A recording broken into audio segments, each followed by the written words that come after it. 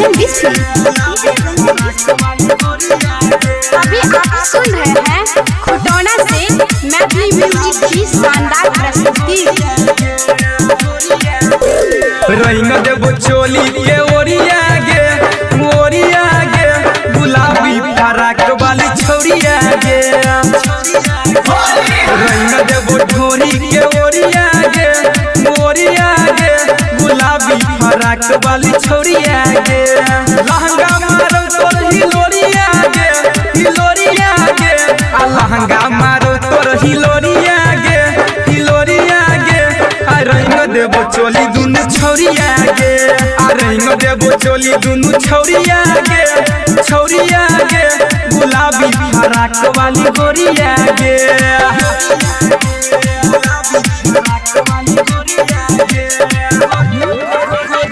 DJ Ranjan busy.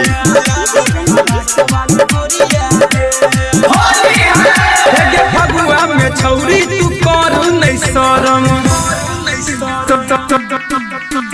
Phagua में छौरी तू करू नहीं शरम बुझतौ नहीं यार तोहर हेतौ नहीं गरम। आ डीजे पर बाजै छै होली के गाना करतौ न कियो आय हमरा गे माना। खाई के आयल छियौ पुरिया गे गुलाबी फराक वाली छौरिया गे। रंग देबो तोहर दुनु चोलिया गे गुलाबी फराक वाली छौरिया गे।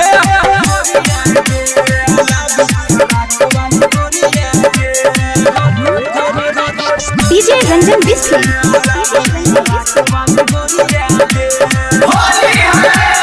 प्यार से कह छियौ मैंने जो न जान गे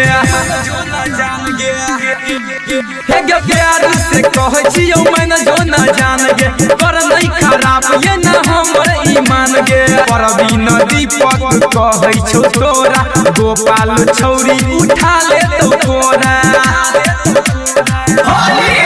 नहीं तो कहबौ तोरा दिल तोरिया गे गुलाबी फराक वाली छौरिया गे।